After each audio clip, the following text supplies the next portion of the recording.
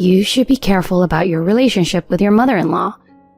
These were words casually spoken by a friend before marriage. Honestly, back then, I was so elated about the fact that my marriage was confirmed that I didn't think much about those words. I thought about it only to that extent. The apartment I was considering moving into after marriage was closer to my parents' house, and there was no concern about living with my husband's parents, since his brother and his wife were already living with them. I had visited them, and my mother-in-law seemed like an ordinary person with no issues. Well, we weren't deeply involved, so I couldn't say much. Even so, I hadn't thought too deeply about it. I was too happy about marrying someone I am genuinely thrilled to be with. So, at that time, I still hadn't realized. I never thought my marriage would later turn out that way. My name is Nina, and I am almost 30 years old, working as a nurse. I used to work full-time, but 2 years ago after giving birth, I switched to part-time and left my child at the hospital's daycare during work hours. On the other hand, my husband Terry works for a regular company and seems busy every day. Even with such a busy schedule, he came home early every day when I was pregnant and did the housework. And after I gave birth, he supported me and Terry ways on his days off from work. A kind husband and a cute son. I was really happy every day I spent with them. And then one day, tragedy suddenly struck. "Please, calm down and listen. Your father and mother are..." The call came suddenly from the hospital. The news was that my own father and mother had died in a car accident while traveling. My parents, who had a good relationship, frequently went on trips together after my father retired at the age of 60. When my father worked at the company, he was very busy, and working on weekends was a given. Although he earned a decent income, he lamented that he couldn't spend much time with my mother. That's why after retiring, he had vowed to travel a lot, and recently he had kept that promise, leading a happily retired life with my mother. Just the other day, when we went to play with our son, even then he bought toys because our son's birthday is coming up soon, and during our recent trip he gave us Terry souvenirs saying, "Let's all go on a trip together next time." Both my father and mother were looking forward to it. But why did something like this happen? I couldn't easily come to terms with the reality of losing my lovely parents all at once. Inside our home, there are Terry photos of our family and parents together.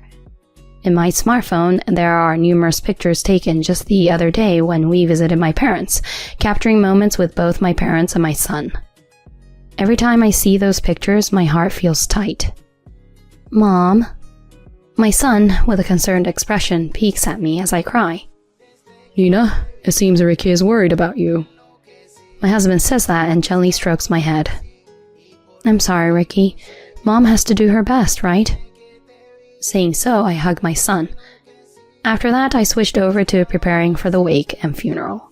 And in fact, everything was so hectic during that time that I didn't have time to grieve, and the funeral was over in a flash.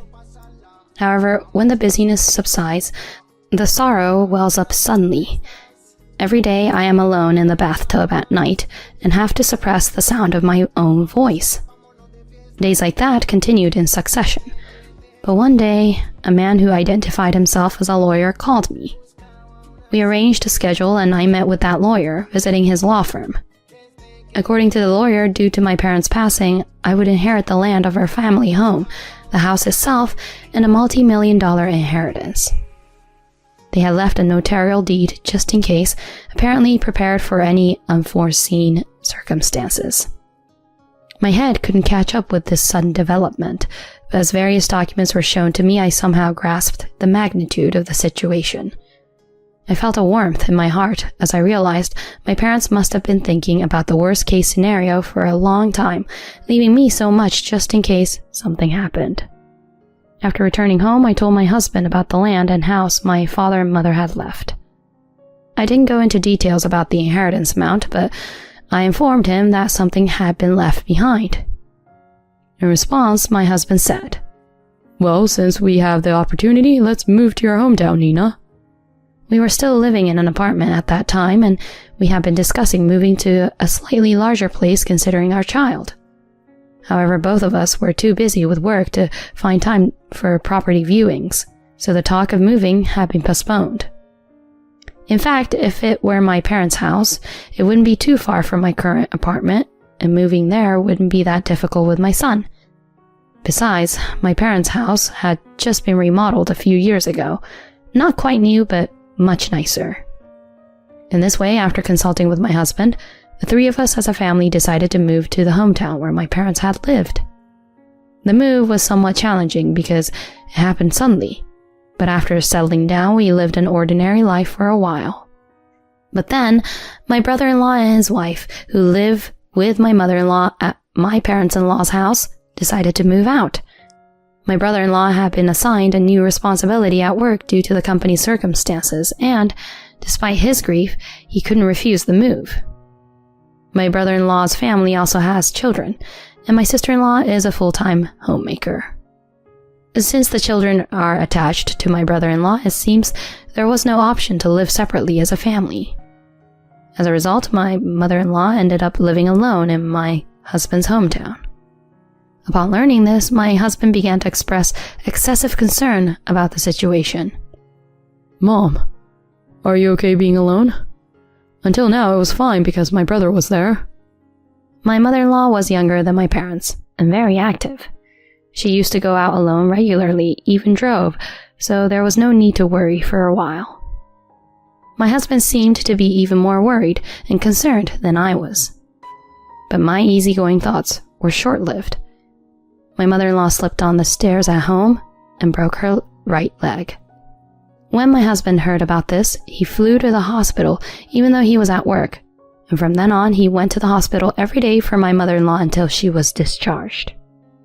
He used to come home from work and help me with the housework and spend as much time as possible with our son. However, ever since my mother-in-law started living alone in his parents' house, especially on days off, my husband often went alone to visit her, and our family time together as a trio almost disappeared. When I returned from visiting my mother-in-law at the hospital, I said to my husband, "You have the day off tomorrow, right? Since I'm also off, how about going on a picnic with Ricky and me?" When I made this suggestion, after a long time, my husband, with an intense tone, With my mother in this situation, how can you say such a thing? Do you lack empathy? He said angrily. However, when we actually went to visit my mother-in-law in the hospital with our son, she seemed lively, and there seemed to be no life-threatening condition, so I couldn't help but wonder if it was really necessary for him to visit her every day. Then came the day of my mother-in-law's discharge. My husband cheerfully said, "I'll go to pick up my mother from the hospital and have lunch together," and left the house. My son and I had gone shopping together and came home for a nap when we heard a car stop. My husband must have returned. "I'm home," he said, and when I opened the door, there stood not only my husband but also my mother-in-law. "Huh? Mom?" Confused, I stood there, and with a beaming smile, my husband said, "Mom will be here for a while." "Nice to meet you, Nina." My mother-in-law is smiling as she says so. No, wait. I didn't hear anything. I wasn't even consulted. As I stood there in a daze thinking this, my husband and mother-in-law went up into the house, both of them excited. Seated deeply on the sofa, she said, "Nina, could I have some tea?" "Oh, Nina, me too." Seeing that, the two started watching TV without even greeting our son. I felt a bit irritated, but considering that my mother-in-law had just been discharged and must be tired, I made tea. That day marked the beginning of my hell. My mother-in-law, whose foot had not yet fully healed, began ordering me to do everything around her. She wanted me to accompany her to the toilet, take care of her bath, and prepare all her meals. What about when I'm at work? I wondered. In response, my mother-in-law would complain to my husband, saying, "She's neglecting her mother-in-law. What a terrible daughter-in-law." Then my husband would scold me, saying, "Mom went through a lot. Show more consideration." Even if I cooked exactly what she wanted, she'd say, "It's too salty. You can't eat this. Only take a bite." Or she'd demand, "I really want some sweets from that shop. Go buy them right now." And even if I bought them, she'd take a bite and say, This isn't it. Making such things a daily occurrence. While taking care of my son and working, I was also forced to handle my mother-in-law's caregiving, and every day left me exhausted. Despite seeing me struggling, my husband showed no signs of helping and instead said, "Mom is having a hard time. Don't stress her out too much." I realized that my mother-in-law seemed more important to him than our son. Thinking about it made me feel rather sad. This kind of life went on for several months. Even though my mother-in-law's leg should have already healed, she would say, "My leg hurts," and give various orders in front of me. I couldn't endure it anymore, so I said to my husband, "Your mother's leg should be healed by now, but she's pretending it still hurts. Say something to her, Terry." When I said that, my husband slapped me. "What are you saying? When my mom was going through a tough time, are you still my wife? Don't you want to help your husband's mother?" He shouted like that. "Even though you're a nurse, you can't even handle such things. Maybe you should quit, huh?" When he said that, I couldn't bear it and tears started flowing. It seems that my mother-in-law, aware that my husband supports her, has recently been openly bullying me in front of my husband without any concern. I must have reached various limits, more than I thought, as one day I collapsed during work. Fortunately, since my workplace was a hospital, they immediately conducted tests and administered an intravenous drip. It was determined that the cause was mental and physical exhaustion, so as a precaution, they decided I should stay in the hospital for a day. The doctor who examined me advised, "For now, try not to push yourself too hard." I contacted the hospital's childcare facility and explained the situation. Since it was unlikely that my husband or mother-in-law could come, I decided to have the night shift staff's children take care of my child until the morning. Then I received a call from my husband. "Hey, do you think you're on vacation, Nina? My mom is preparing dinner. Where are you slacking off?" I was scolded like that, but I honestly told him that I collapsed at the hospital and had to stay for a day.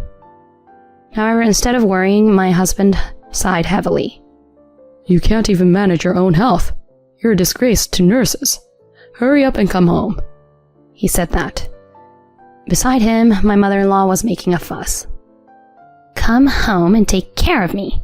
A useless wife like you has no time to sleep." That's what she said, and she and my husband continued to insult me. I kind of felt like everything was ridiculous the moment I heard it. Until now, I managed to endure, thinking of them as my husband and mother-in-law, but truly, at this point, I've had enough. I silently ended the call.